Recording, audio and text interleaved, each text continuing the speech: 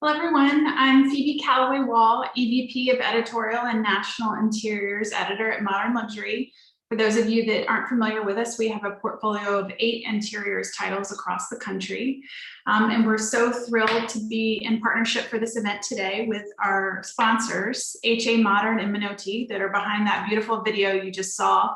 And they really understand how important sustainability is, our topic today, for the entire life cycle of the product, whether it's from extracting the raw materials to whether the materials will be able to be reused or recycled throughout that entire life cycle. So definitely look to them as experts in that field. And I also want to thank ADAC, of course, for always being such a wonderful host and partner on these events. I first want to start off with introducing one of our panelists, Kristin from Kong Designs, that's going to share a little bit about her background as it relates to sustainability. Welcome. Hi, everybody. Thank you, Phoebe. My name is Kristin Kong. I am the founder and principal of Kong Designs. We are a full-service interior design firm that does small commercial and high-end residential projects. Just a little bit about my background. I actually spent the first part of my career working in commercial architecture, which is when I was first introduced into sustainability. And the firm that I worked for was very encouraging of us taking the LEED exam. So I did take that exam. I am a LEED accredited professional, and that was sort of how I got into the sustainability and now continue that in my work. And now we're going to hear from Jessica, who is our other panelist today. Hi, thanks, Kristen. I'm Jessica Davis. I am the owner and creative director of Atelier Davis, which is my interior design studio, and Nest Studio, which is my decorative hardware line. And like Kristen, I kind of come from a more commercial background. I worked for a large hospitality design firm for close to 10 years. I've always been interested in sustainability pretty much since I read William McDonough's book, Cradle to Cradle, in college. And interestingly, in hospitality, there really wasn't much stress on sustainability at the time. I think more so now. And then when I went to start my own firm, I realized that it was something that was important to me and I could really incorporate it into my work. So I started my hardware line about 9 years ago and ventured into more residential interiors, and I've always tried to teach my clients about sustainability and kind of convey to them how important that is. Great. Well, I think we're going to walk through a few projects now and learn a little bit about, as we dig into this topic a little deeper. So next slide. So if you want to tell us a little bit about this project. Sure. So this is a home that I did in LA. California has some pretty strict standards when it comes to sustainability, especially in Santa Monica, where this was. But you know, a lot of that relates to architecture. So things like using skylights here for passive solar heating, and then using sustainable materials. But one of the things that I really stressed on the interior of this project was sourcing things that were sustainable. And by that, I mean local and vintage. So we did a lot of vintage with the gallery wall that's shown here, going to local antique shops and finding things that were unusual, you know, not ready-made. So a lot of people think that green and sustainable kind of means, you know, super environmentally friendly, always made of recycled products. But I think if you can source antiques and things that already exist, that's kind of one of the best ways to go about it. Yeah, that's a great tip. What do you think the best ways to tell if a product is truly sustainable or not? Yeah, that's a good question. I feel like there's so much greenwashing out there right now. So it's good to be educated, and it's also hard to tell some of the times if something's truly sustainable. I mean, I think the simplest way to think about it is the 3 R's, which our kids learn at school these days: reduce, reuse, recycle. You know, so does the product reduce your use or its use of resources like water, electricity, wood that's been forested, in the life cycle of making the product and the end of the product. So obviously something vintage like this is reusing something. So that's one of the R's.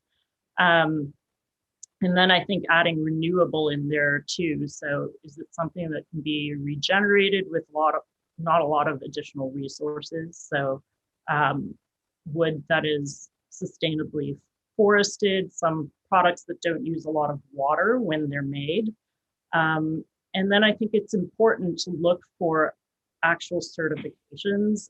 That way you know that a company is actually telling the truth about sustainability. So I think some of the sort of key ones would be FSC, which is the Forest Stewardship Council, Green Guard, which sort of relates to low VOC items. There are a lot of websites out there, including LEED and WELL, which I think Kristen will touch on. So that kind of help you discern what these various certifications are. Great, thank you. All right, next slide. I think we're going to look at one of Kristen's projects. So this is a project in Rome, Georgia. Is that right? Yes. So I did this project with CVN Design Group in Rome. This building actually was sort of a historic building for the downtown area, and it was in a fire.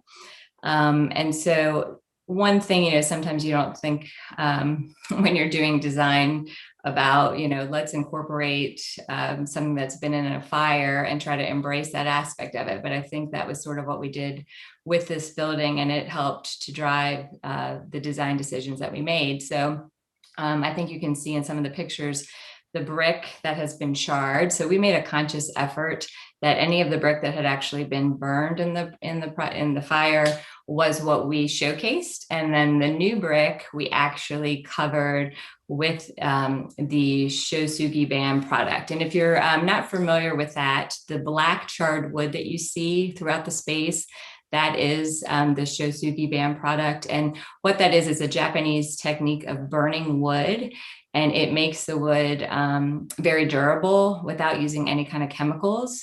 Mm-hmm. So that in itself is something that we chose to do to keep the space green. We also, similar to Jessica's project, added skylights. It's very important to consider lighting. All of our lighting is obviously LED. Another thing is the picture on the left that shows that little green space. This bar kind of seating area opens up to that. And I think it's really important when you're doing design. We'll touch on this in a little bit, but initially it was very much about like, what materials are you putting in the building? But now we're really focusing on how do the surroundings affect the occupants of the space. Mm-hmm. And so, having a green space that you can go out and breathe some fresh air is really important. Seeing, the natural light is really important. We also chose just to, we didn't rip out the old floors, we just refinished it. So again, a lot of times you might not think about the fact of like making these little decisions, that it really does have an impact on the sustainability of a project. And also the desks that we had made, those were from a local source using local wood, and they were crafted by someone in Rome. So, sourcing locally. Great.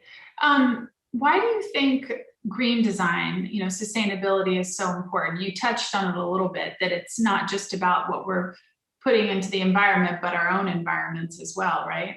Right. Well, when you think about the fact that we as human beings spend 90% of our time indoors, we really should be concerned with what is surrounding us indoors. And, what are these products? Are there off-gassing from chemicals? Are we using natural fibers? Things that are going to keep us healthy. I do think that we've seen a big movement in wellness in general, and it only makes sense then, that that's sort of going to spill over into our interiors. And, really all sustainability, we're seeking to reduce the negative impact on both the environment from the structures that we build, but also any negative impact on the inhabitants of the spaces that we create. So.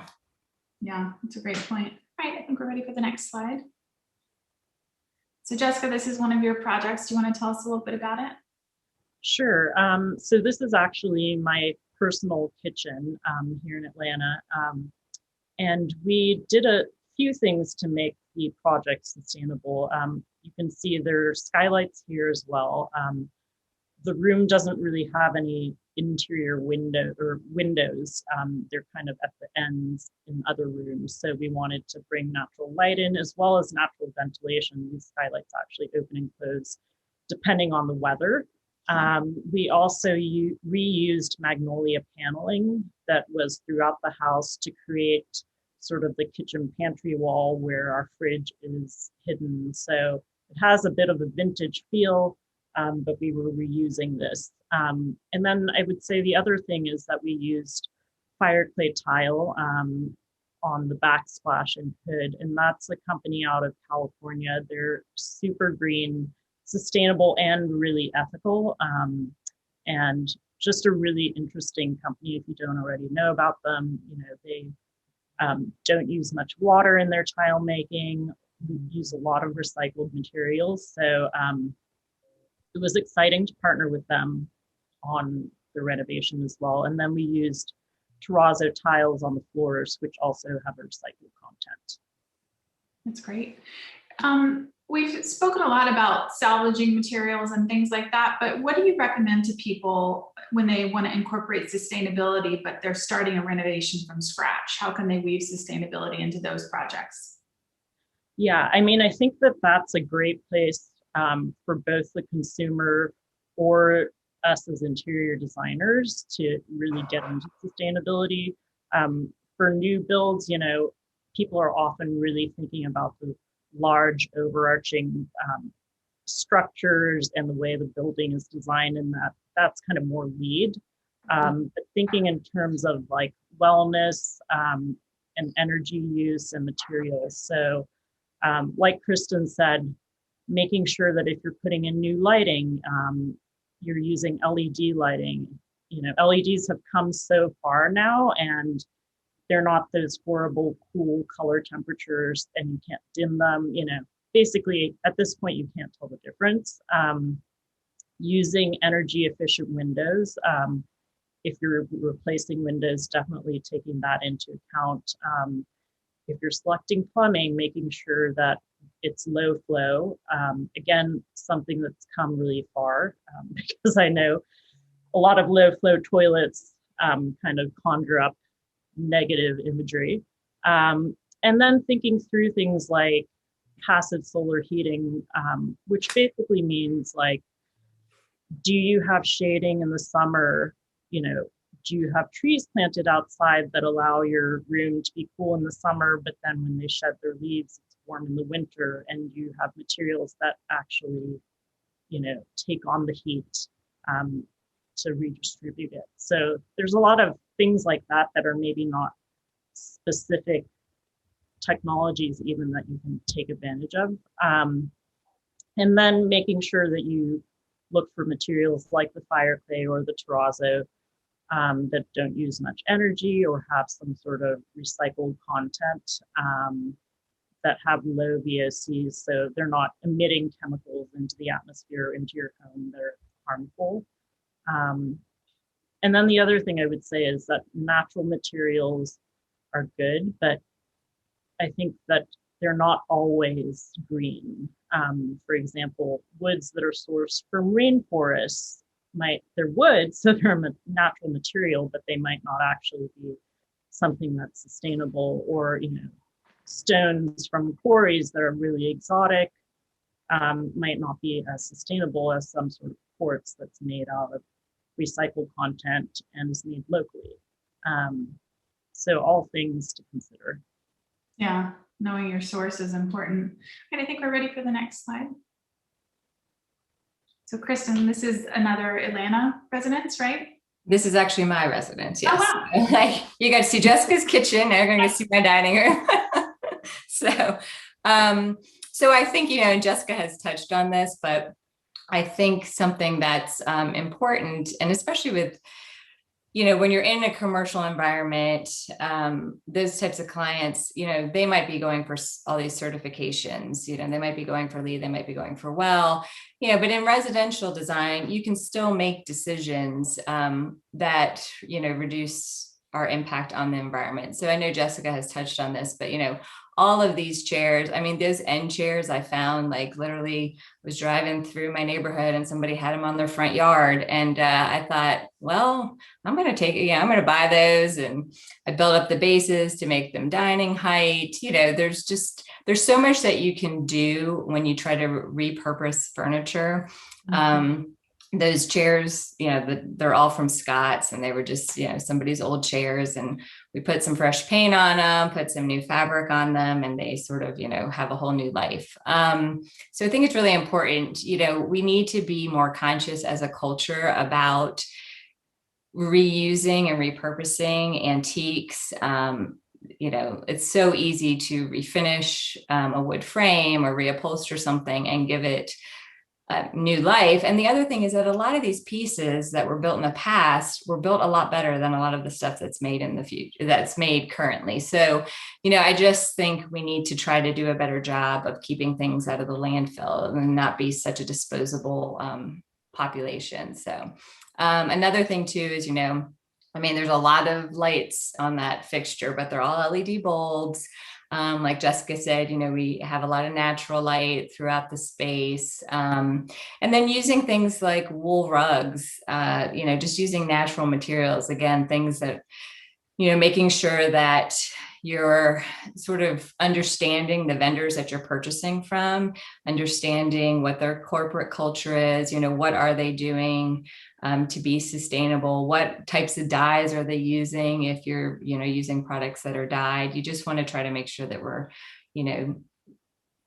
bringing things into our home that aren't going to make us unhealthy. So. Yeah, absolutely. Sustainability has been such a focus in commercial design for a long time, but now, moving a deeper focus in residential. Are there resources you recommend to help people make more informed decisions? Oh, definitely. I think Jessica also touched on this. There are certain things to look for. Obviously, FSC certified wood, that's the Forest Stewardship Council. You can go to their website, and that's something easy that you can see. A lot of manufacturers will put, I think I actually just saw Crate and Barrel had some furniture that they were saying that was FSC certified. Same thing with Green Guard. There's another website, Global Green Family, that, will give you some ideas about people who are doing sustainable design. And then BIFMA, which I think more commercial designers will be familiar with. They also have a levelcertified.org is the website. And you can go and find out information on these furniture pieces and how they're produced. So, there is a lot of information out there. It just takes a little bit of time to do some digging and make sure you're using good products. Great, thank you. You're ready for the next slide? This adorable kids room. Tell us a little bit about this, Jessica. Thanks. Yeah, this is my daughter Lucy's room. One of the things we wanted to do, we renovated an older home and was incorporate green products, especially into the kids' spaces. My kids aren't at the age where they're going around chewing the door jambs, but you still they're breathing the air and probably interacting with these surfaces a lot more than we would as adults. So on top of, using vintage furniture, her dresser's actually like a vintage mid-century sideboard that we decided to be used as a dresser. But we also put in cork floors. And so cork is not only just a very resilient, nice surface to walk on, but it's also incredibly sustainable. It's actually the bark of a tree, so they don't cut down the trees in the process of making cork. They just take the bark off and harvest it, sort of like you would with cotton or something like that. So cork is a great product. I'm always looking for products like that. Linoleum, oddly, is another one that's kind of similar. And then we made sure to use low VOC paints in the kids' rooms, well, really throughout the house. So which has the added benefit of meaning that when you get into your home, it's not smelling like paint. Yeah. Just feels healthier. What do you recommend for people if they have a client that's not interested in sustainability? How can you help convince them that it's important? Yeah, I think there are a bunch of ways. I don't think you kind of have to drive the point home or pound it into them with a hammer, because sustainability really doesn't have to be expensive or ugly. So I think kind of playing the longevity argument, I think truly good sustainable design is design that's going to stand the test of time. The products aren't going to like fall apart. And obviously that's what you want with something sustainable. You don't want to have to replace it all the time. And I think that any client can hop on board with that idea. And then I think the other thing is playing up the idea that it's also more healthy for us. So I think that Kristen kind of mentioned this, that LEED was really sort of focused on the environment, and now we're sort of looking at sustainability in terms of how it benefits us as the inhabitants of these spaces. And I think that like the beauty industry really has kind of gotten on board with that. So really talking to them more about how the space is going to be healthier for them. If your client is willing to eat organic and buy organic beauty products that are, good for their bodies, then there's no reason why they shouldn't be able to do that in their home as well. Yeah, the wellness angle is really important. Right, next slide. This is at Berry College, right, in Rome? Yes, the more room work. So I have had the pleasure of working with Berry College since my days working in commercial architecture, and I still do all of their work. And it's fun because we get to do all different types of building projects there. So I, dabble in a lot of things I might not have necessarily done at a firm. But this was, if anyone has been to Rome or to Berry College, their Ford buildings are pretty well known. And they have these beautiful Gothic windows, and there are these massive stone structures. So this actually, we put some before and after. This was what they were using for the music school. And we went ahead and did a renovation of it. And I think what's important is if you think about historic preservation, it probably is, one of the most sustainable things that you can do. All of us that live in Atlanta, you're so used to driving around town, and they tear down anything that they don't think is working anymore, instead of trying to go in and, make better what's already there. So Barry's really good about that. Obviously, these buildings do have historical significance, but I do think that for any consumers that are watching this, think about when you're buying a house, do you really need to level it, or can we really try to work with that and do, is there something worth saving? But in this, it's just kind of showing we needed to obviously bring this space to current times, and it had to perform for, the music school. So there were lots of acoustical things, lighting was important. So we obviously changed out all of the fixtures to LEDs and excuse me, sorry, I should get my water out. Yeah, I was just going to ask, I see you switched the chandeliers. Did you move the original to another location? We did. These chandeliers were gorgeous. They were probably like a little undersized, and they were broken because, from being there for years and years and years. But they were just so cool that we decided upstairs in the building, we actually have a green space for the performers to get ready. And so we put the two chandeliers up in that green space. And it's just fun to keep a piece of the building. And that's what we tried to do with all of this. We just tried to restore what was existing. We didn't tear anything out, all the woodwork on the back. We refinished it. we just would we found artisans who could sort of repair some of the damage that was done. I don't have a close-up, unfortunately, but all along sort of that back balcony, there was really detailed woodworking and cutouts. And so we were able to fix that and just kind of restore it to its, I would not maybe say better than its former glory, because I do think it looks pretty good now. Great. Yeah. All right. I think next slide, just one more question before we open up for the Q&A. If you guys can just explain a little bit more in depth the difference between LEED and WELL certifications. I think people would love to learn more about that. Okay. We sort of touched on it, but I think, being a LEED accredited professional, LEED was introduced in 1998. And if you took that exam, you knew that it was really heavy into the building. So we were looking at, where were we putting the site development of the building, the footprint of the building, the materials going into the building. We were looking at all the systems, the HVAC, we were really trying to make those things as environmentally friendly as possible. And then if you were willing to put all of that in, there were all a series of checklists that you would go through, and then you could apply to have your building certified. And there were different levels depending on the extent of the sustainability that you were able to achieve.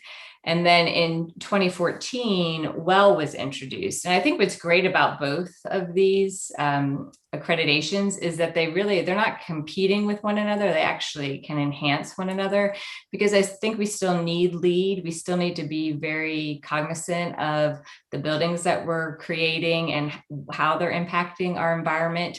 But at the same time, when we talked about how much time we spend indoors, we really need to be thinking about how are our decisions affecting the inhabitants of that environment. And so that's really what WELL is. WELL is looking at it more from the human standpoint. It's taking into account, they look at the lighting systems and matching circadian rhythm. They look about they're looking at how much daylighting you're getting, snacks in the break room, plants, and being close to gyms and riding to work and public transportation. So it takes a lot more things that don't necessarily have to deal with the physical attributes of the building. It's more about how it is affecting the inhabitants. And the fascinating thing is that they've done a lot of research. I know that ASID, their headquarters is actually LEED and WELL, and the productivity increases. I mean, they've seen so many positive things from the standpoint of the owners of the building, and the employers are saying lots of positive things by creating these WELL spaces for their employees. So it's kind of a win-win. Like, Jessica mentioned, I mean, if you're eating organic, why wouldn't you be concerned about what you're putting in your home? Yeah. That's a great point. A few questions coming in from the chat. What sustainable fabric brands would you recommend? Well, it's funny. So if you start asking around, you find out that a lot of people have information on, things that they're doing for sustainability. And I actually just did a little Friday find with some fabrics from Pierre Frey, which, I always consider them to have these beautiful products, but I didn't really know about their sustainability story. And they did have a really nice brochure that they also gave, which was informative. And I thought, great for us designers. The more that our vendors can educate us, the more we can educate our clients. So that was just one that I just actually came across last week that I thought I would share. Yeah, I was going to sort of say something similar in that, when I think of, just off the top of my head, sustainable fabric lines, I'm thinking of the, big ones that are more contract oriented, like Maharam and stuff like that. But I think that there are so many smaller lines that are hand printed, blocked locally, and they're using interesting natural inks and stuff like that. So it is worth asking, because some of the time, these older processes, they're not really playing up the sustainability factor, even though they are. Right. Yeah. Sometimes those traditional methods are actually quite sustainable. Right. What's an easy way you would recommend to start transitioning your home or your clients to be more sustainable? Where's a good place to start? Well, I would say that if you're already thinking about replacing something, then that's the natural sort of starting point. You know, if you're purchasing a new rug, look for something that's made out of a sustainable material, something that's recycled. So kind of start where you were starting to begin with, but always look at it from a sustainable angle.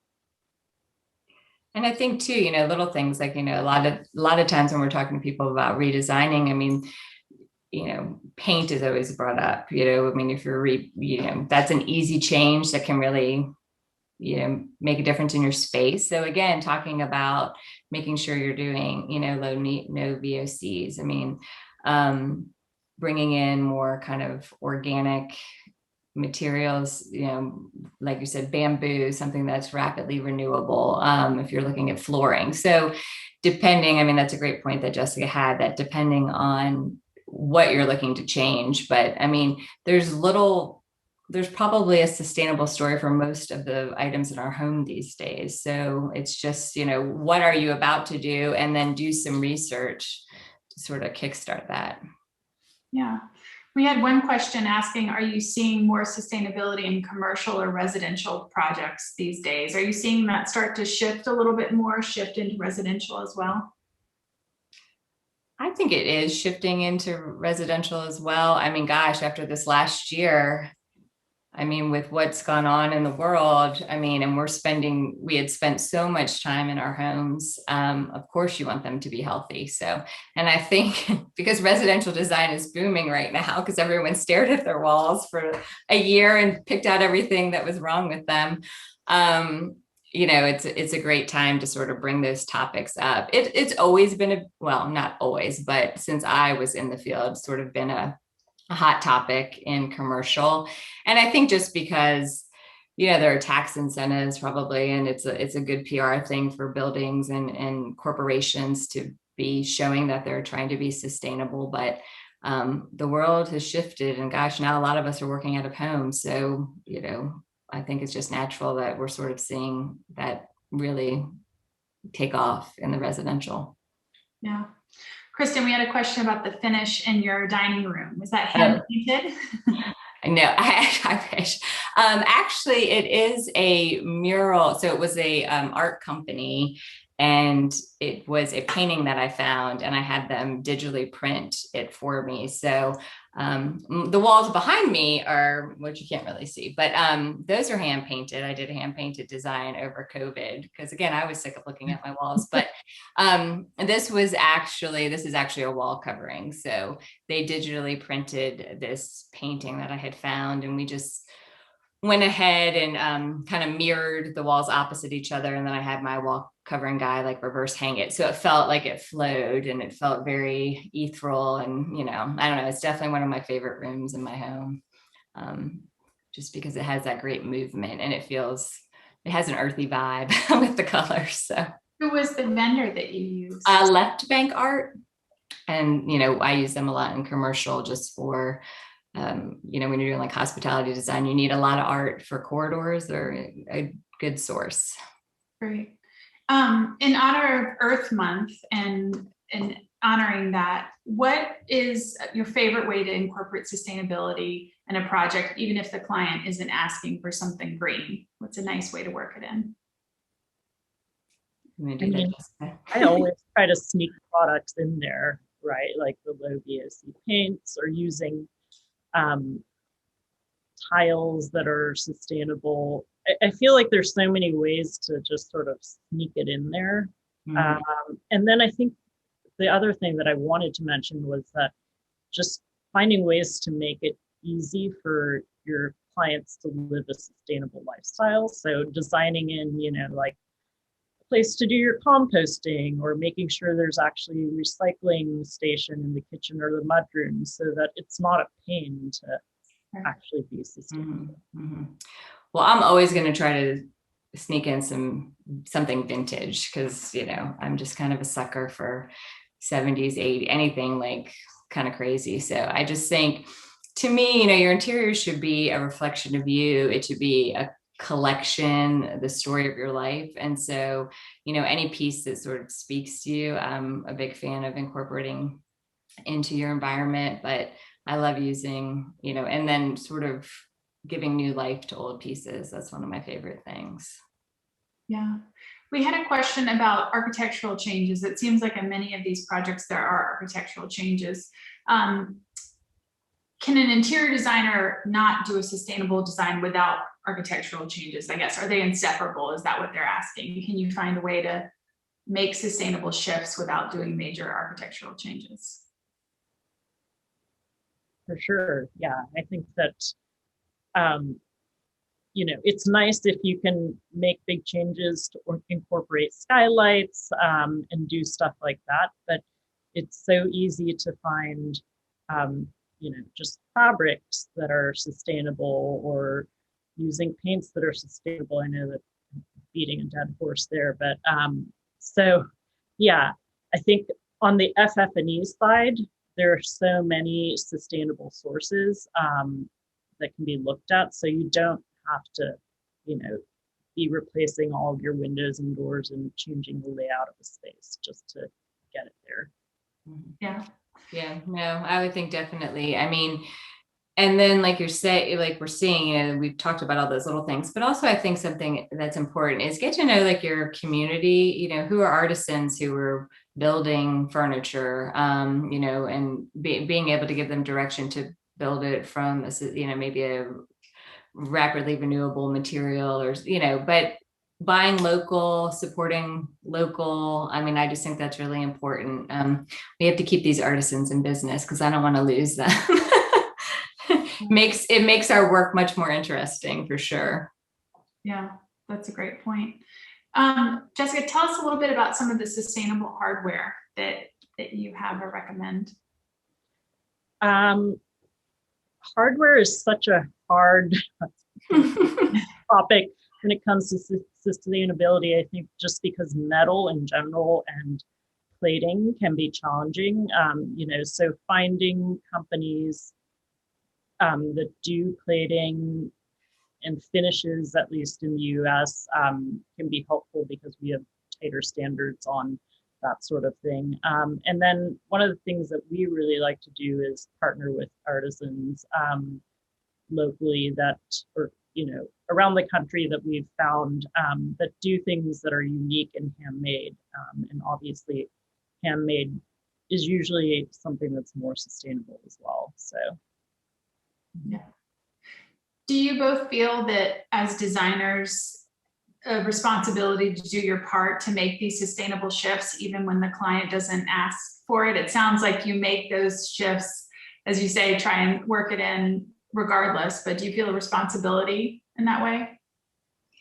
I think we all need to feel a responsibility. I mean, I can't watch any more documentaries. I'm not going to have anything left to eat, or, you know, or use on my skin, or, but, you know, when you really start to look at what's going on in the world, I mean, we have to be more conscious, and this is what we get to touch. This is what we get to put out in the world. So I think it's just important to, you know, like I said, try to educate your clients. They're not all going to buy in. They might, you know, they might not care, but there's just such small little things that we can be doing that they don't even necessarily know, you know, as far as like when we're selecting the materials, we're the ones looking at, you know, what are those fibers that we're using. So, you know, and then you're presenting them something, because I mean, just because it's sustainable, like Jessica said, doesn't mean that it's ugly. I mean, there's beautiful product out there that has, you know, a sustainable story. So, you know, we can still give them these beautiful spaces with, you know, more of a conscious effort in keeping ourselves healthy and our planet healthy. Mm-hmm. What changes would you like to prescribe within education to make sustainable design easier, as bringing in the next generation of designers and people working in the space? I feel like it's been so long since I was actually in school that I'm guessing that a lot of these changes have already occurred and that there are, courses on sustainability for interior design majors. I would think that sort of beyond that, that everyone should be learning about it regardless of what your profession is, because it really does kind of touch everyone. Mm-hmm.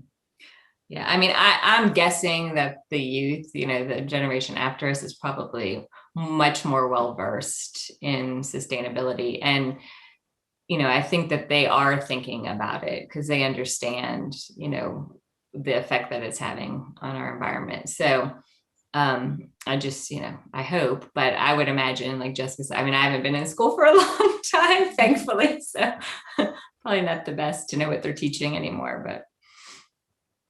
Great. Well, I wanted to thank everyone so much. This has been such an educational conversation and so helpful. So thank you everyone so much for your time. Thank you to ADAC, our host, and thank you to Minoti and HA Modern, our sponsor.